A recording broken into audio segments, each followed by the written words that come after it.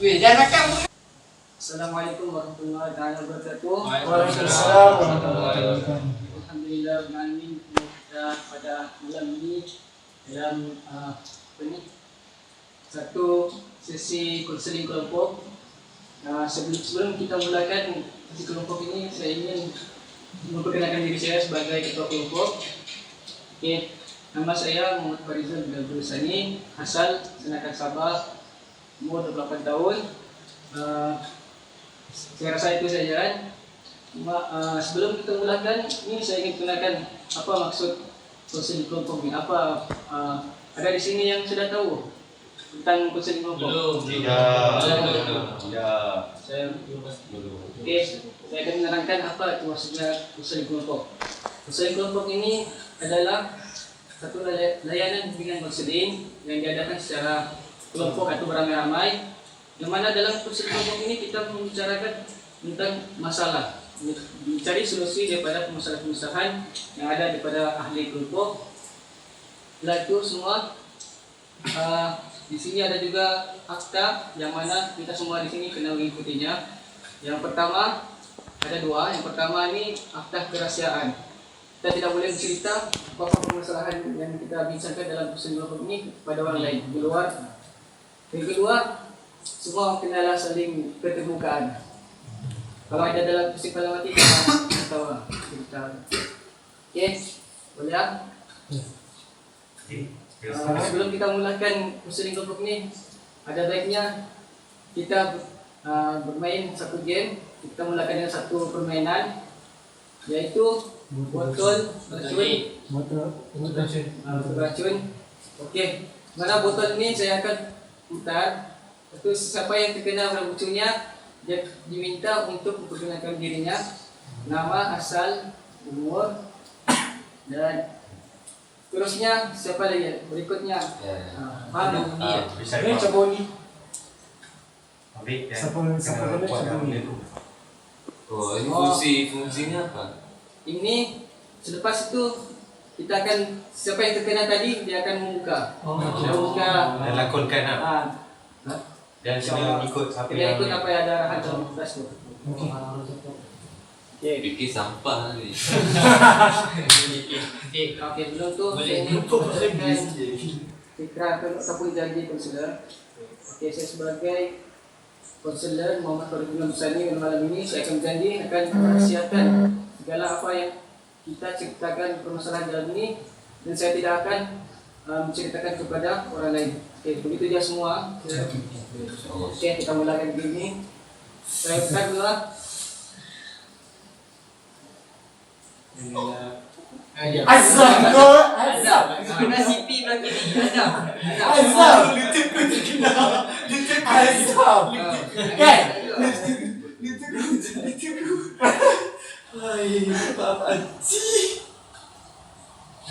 Weh, ni member tak boleh tengok. Tak boleh ya? Tak boleh. Oh, salawat. Selawat. Salawat. Sallallahu ala Muhammad. Kenalkan diri. Masalah ni terlalu berat. Saya fikir harus terus lawan. Okey. Pertama nama saya Azam. Yang bunyi Saya siapa? tinggal di Perak. Umur saya 24 tahun. Okey. Sekarang saya akan selawat. Sekarang udah betul dah. Sallallahu ala Muhammad sallallahu alaihi wasallam. Alhamdulillah. Siap. Ya, saya akan dulu. Situ Faizal lah kiranya. Saya akan dulu. Tak boleh. Ada di kawasan tu Faizal. Kalau gitu aku juga. Ini satu. Habis satu. Assalamualaikum. Salam. Nama saya Fahmi, asal Banda Aceh, umur 27 tahun.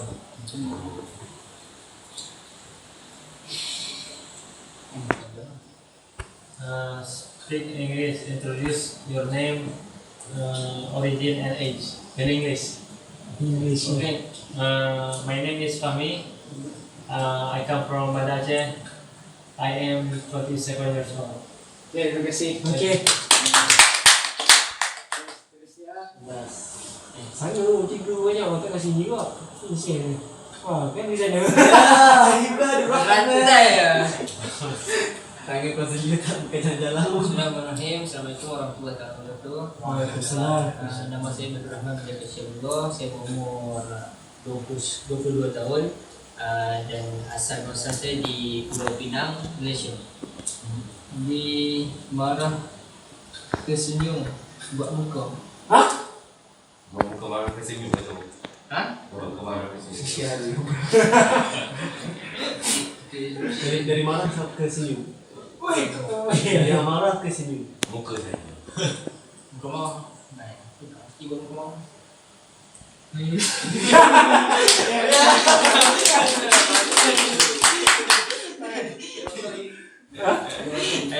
Lagi 3.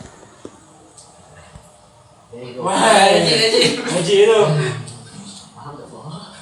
Faham betul. Assalamualaikum warahmatullahi wabarakatuh. Waalaikumsalam. Perkenalkan diri saya Najib, umur sekitar 24 tahun. Nah, sekitar. Pada ini ya.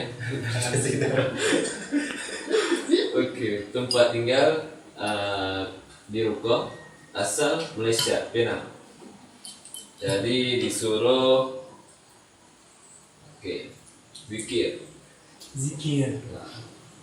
Hasbi Rabbi Jalallah ma fi qalbi khairullah Nur Muhammad sallallahu la ilaha illallah. Alhamdulillah. Okey. Last. Faham ah. Dekat-dekat tu dia. Aku last lebih dia. I win lah. Bikin owner. Assalamualaikum warahmatullahi wabarakatuh. Nama saya Rashid. Saya Tapi berumur ni 31 tahun. Asal Perak, Malaysia.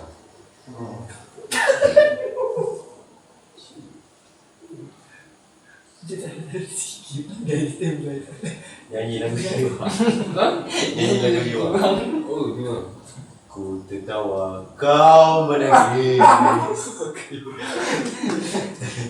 Okey. Okey. Cinta. Okey dah. Aku masa tu. Okay, aku. Assalamualaikum. Nama Faizal. Umur 25 tahun. Tinggal di asal Kuala Lumpur, Malaysia. So, tugas saya bunyi MotoGP.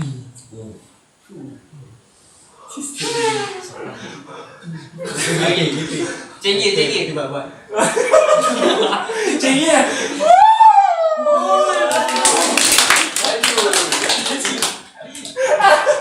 Jadilah. Bukan dia tadi. Okay. Kita ada masalah. Dan semua sudah kenal kan sekarang satu sama lain. Okay.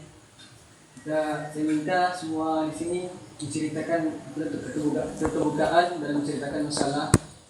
Okay. Siapa-siapa yang ingin memulakan dulu?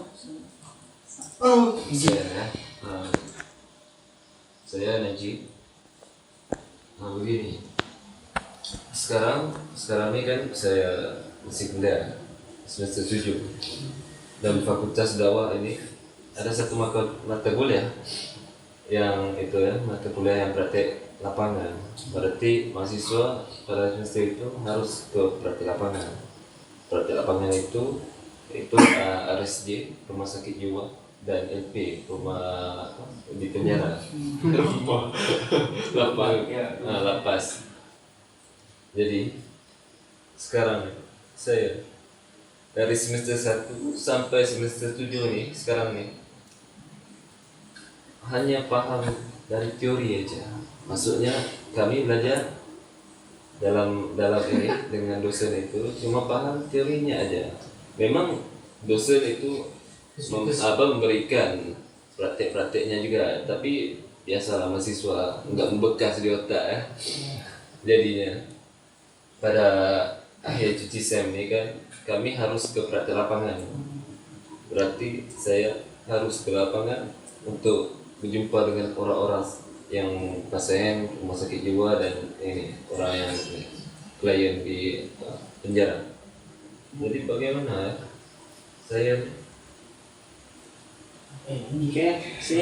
emosi ya? Oke, seterusnya. Okey. Kalau saya punya masalah, saya selalu mengalami saya sering tidur sekarang. Jangan ada orang masalah saya tidur. Sering tidur. Sering tidur. Dan tak bangun-bangun. Payah-payah bangun. Payah banget. Susah. Susah yang bangun. Susah Dari sini. Oke. Saudara itu. Saya Dosara, saya tinggal di kos. Kedudukan kos itu dan roommate ataupun teman tinggal saya itu anak tunggal. Jadi kami ada miscommunication di situ. So bagaimana kami bisa selesaikan masalah kami itu? Oke. Sih. Saudara kami. Masalah saya ingin melanjutkan studi luar negeri tapi tidak lewat TOEFL. Bagaimana saya bisa agar TOEFL saya tinggi dengan TOEFL? Oh. Saudara. Saya ada masalah saya dengan income. Jadi saya ini mempunyai kelemahan untuk keberanian untuk meminta hutang pada peminta, orang yang mengutang meminjam ke saya. Jadi dan orang itu pun jenis yang tidak paham untuk membayar hutang. Saya pun jenis yang malu untuk meminta hutang yang orang itu punya, mau menagih hutang kembali. Jadi itulah masalah saya. Okey, masalah saya kalau kita ada presentasi makalah ke apa, kalau saya tak boleh, kalau orang tuju soalan pada saya tak yakin untuk menjawab soalan tersebut. Pada saya baca satu makalah tersebut, tapi bila nak jawab saya tak yakin dengan diri saya untuk menjawab benda tu. Walaupun benda itu betul. Benda tu betul, saya jadi takut-takut. Seminar proposal pun sama juga. Tapi saya itu lah. Sebenarnya masalahnya untuk pakai. Oke, semua sudah mendengar permasalahan masing-masing. Jadi siapa yang ingin volunteer untuk kita selesaikan masalah ini. Mana yang disebut? Saya. Okey, tentang masalah saya yang tadi rasa malu ataupun gimana, segan saya mau minta hutang. Sedangkan saya butuh uang waktu itu. Jadi saya tidak begitu yakin untuk minta hutang kepada orang yang hutang. Dan orang yang hutang saya itu pun dia tidak ambil ni, dia tidak rasa membayar hutang gitu. Jadi biasa saja itu, tidak bertanggung jawab atas hutang itu. Jadi Oke, ada pendapat daripada teman-temannya. Pendapat saya cadangan. Saudara coba minta pinjam uang sama dia. Coba sekali pinjam uang sama dia. Apakah dia nanti bagaimana dia rasa waktu dia minta sama kita tidak bayar. Itu dia akan merasakan. Oke. Saya saya komputer. Mari Pak, harus Bisa bantu saya. Kalau saya pula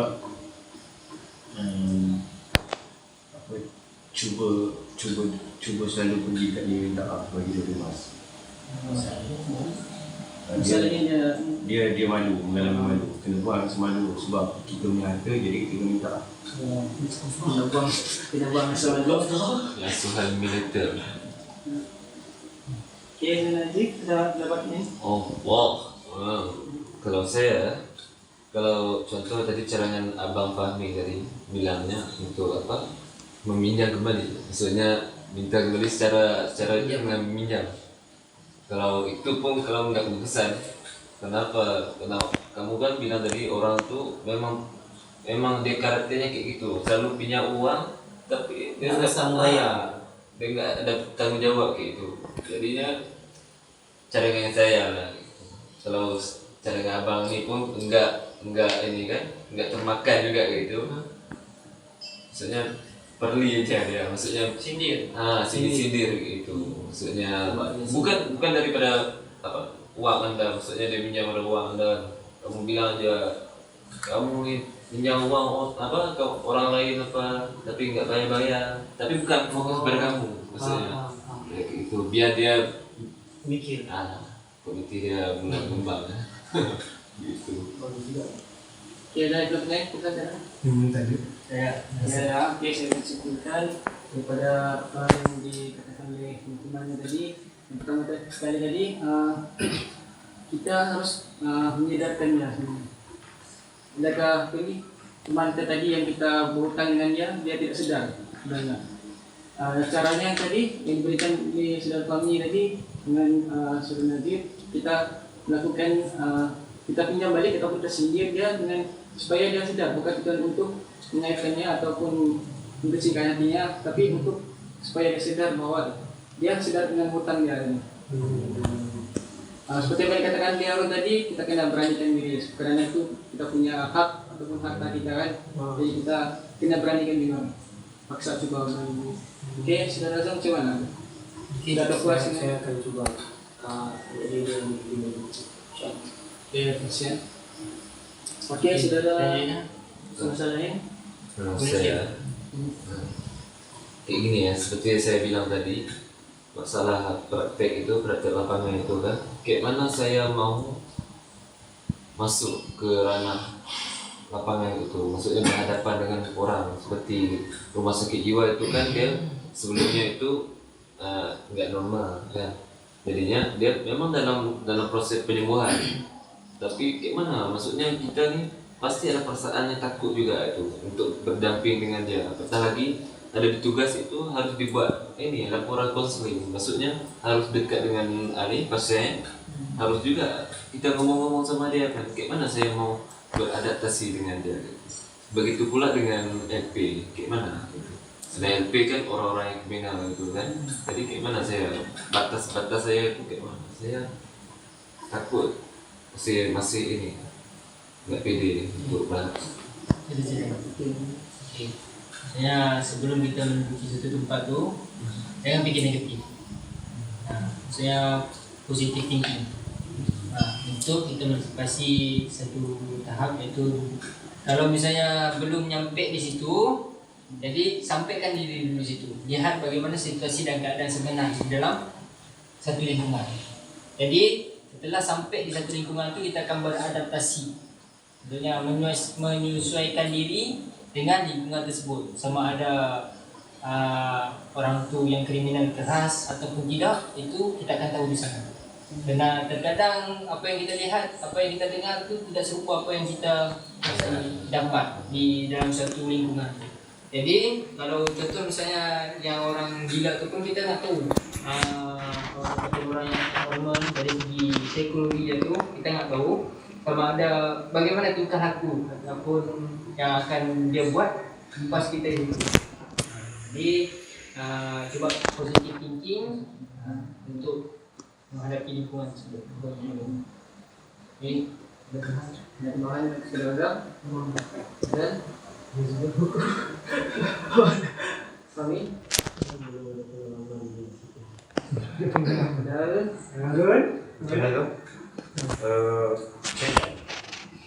oke, di sini dapat saya simpulkan kita kena ini tidak selalu pikiran positif, kita kena buang kita punya pikiran negatif itu, karena apa yang kita lakukan apabila kita berpikiran negatif tidak mungkin akan terhambat. Tapi jika kita sudah berpikiran positif, apa yang kerja kita lakukan akan mudah dan kita akan lagi semangat untuk melakukan seperti tadi kerja lapangan semua, mengenali orang sekeliling, mungkin akan mudah kita lakukan. Ya sudah kuat. Ya, sudah dari tadi. Yang seterusnya saya yang salah nilai TOEFL ya. Waktu ikut ujian bahasa Inggris kan untuk luar negeri perlu TOEFL.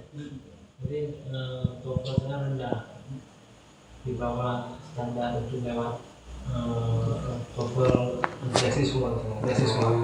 Jadi saya sulit menjawab soalan misalnya listening itu kan di speaker diputar. Ya. Jadi pas berbicara itu sulit kita tangkap. Kemudian di soal structure ya, grammarnya bahasa Inggris itu kan susah. Kemudian di reading itu kan bacaannya ada artikel lumayan panjang. Jadi mana sedangkan saya waktu membaca itu malas. Kan terlalu panjang, jadi bisa confuse. Mana? Oke. Yang pertama tentang listening. Kalau tentang listening ni, kita kena banyak tengok movie dan kita ada subtitle. Ya, subtitle tu kalau boleh kan bahasa Inggeris. Cuba faham. Memang mula-mula kita tak faham. Lepas tu lama-lama kan kita akan boleh faham.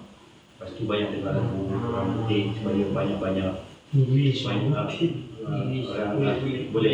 boleh supaya Tonasinya bisa kita bisa tangkap dia punya perkataan. Kalau tentang reading pula, dia kena buang sikap malas. Sikap malas tu kita rajin baca paper bahasa Inggeris, rajin tengok artikel bahasa Inggeris. Selain tadi apa? Grammar. Kalau grammar tu kena banyak buat latihan. Dan kita dapat time tu kan, kita cuba buat karangan essay kan. Itu juga yang saya buat. Nak tambah sikit. Kalau belajar, kalau kita belajar, dalam belajar tu memang kita tak boleh malas. Habis tu dalam setiap benda yang kita belajar mesti kita praktekkan. Kalau misalnya nak bisa bahasa Inggeris tu, cuba tanya sama orang yang lebih pintar. Habis tu sebenarnya belajar ni memang sama kayak kita contoh belajar gitar. Pertama tu memang sulit, sakit kan. Tekan sebelum bisa kodenya tu, tekan semua itu memang sulit. Tapi pas sudah bisa kita tekan, pas dengar bunyinya, pas itu baru kita keenakan. Jadi lama setelah kita belajar lebih kecanduan. Semakin kita belajar, semakin kita ingin tahu. Udah kita tahu dikit, semakin jadi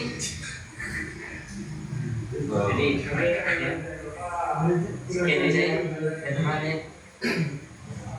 Ya, yang perlu ditekankan kalau macam contoh grammar tadi kan udah dijelaskan listening dengan reading yang baik. Kalau grammar itu banyak bertanya seperti apa yang Ibadah bilang itu. Maksudnya bertanya orang yang keahlian supaya kita bisa menangkap ini apa kesalahan dalam satu kalimat itu kan. Itu harus tanya Kalau saya dari segala sudut disimpulkan yang reading writing tersebut, namun kita berani mempraktekkannya di kita jadi. Dan saya juga bisa mencontoh. Saya kuliah di Banda Aceh. Pertama saya masuk nggak ngerti langsung bahasa Aceh. Tapi selepas itu saya belajar ingin tahu. Kita ingin tahu apa yang ngomongnya aneh. Jadi kita ingin tahu. Belajar terus, kita ngomong terus tanpa malu. Tanya terus. Jadi kalau malu, terhambat kita punya pengetahuan. Dan orang tu nggak mau bertanggung jawab kalau kita terhambat. Orang manusia akan terus pergi dan datang. Jadi kita kalau ngomong malu sebentar itu aja. Lepas itu kita udah bahasa Aceh. Hasilnya kan. Nah itu menurut saya. Berani dia terus. Praktek aja terus. Memang manusia datang dan pergi itu ada buruk dan baiknya. Dia nampak seperti orang yang puyuh. dia macam arrogant. sosok kalau bahasa Indonesia itu sosok. Tapi kita buang benda tu sebab kita nak pergi lebih ke depan. Kita punya target macam abang nak belajar luar negara kan. Jadi buat semua dulu. Kita impian kita capai. Dan sebenarnya kalau bahasa luar maksudnya lain pada negara kita ini amat penting juga ya. Maksudnya ketika abang kan mau melanjutkan pelajaran ke luar negeri, difokuskan kepada orang putih itu kan, harus juga itu bukan semata-mata untuk fokuskan untuk TOEFL itu aja. Maksudnya belajar udah itu selesai udah lulus, udah tinggal aja itu kayak gitu. Maksudnya harus belajar ya, harus belajar. Kenapa di sana juga dipakai juga aku ditipu sama orang kayak gitu. kita bisa menggunakan ini letak VPN itu di hadapan di mesin yang di hadapan mata gitu. snack. Bagaimana saudara kami puas dengan jawabannya? Saya ingin menyebutkan seperti yang sudah ingat tadi jawaban teman-temannya, lebih banyak kepada praktiknya. Kita belajar, kita kena praktikkan ya. Karena apa? Dengan praktik itu kita akan dapat mengembangkan kita punya ilmu dan dapat mengekalkan kita punya ilmu. Satu lagi cara yang ingin konsisten yaitu bila kita ingin belajar ilmu, kita carilah guru yang betul-betul ahli dengan dia punya ilmu. Tadi bahasa Inggrisnya kita cari guru yang ahli ataupun cari teman-temannya yang bisa pintar, kita dekatinya, kita minta ajarnya. Mungkin itu dengan itu kita lebih mudah untuk belajar. Jadi saya minta maaf karena kita bukan masalah waktu. Hanya ada 3 permasalahan yang dapat diselesaikan untuk sesi kali ini, di kelompok kali ini. Oke. Jadi berarti yang 3 laginya itu di Bali Tabir gitu. Yang 3 ini nanti kita akan ada sesi selanjutnya. Insyaallah. Dan hari yang sama juga. Oke, saya minta maaf kalau ada kekurangan, kesalahan, masalah kepada saya. Oke, saya harapkan apa yang kita bicara ini sama-sama kita merahasiakan untuk menjaga seperti yang saya katakan tadi mula-mula, kita kena jaga antara rahasia. Oke. Itu saya dari saya. Assalamualaikum warahmatullahi wabarakatuh. Waalaikumsalam warahmatullahi wabarakatuh.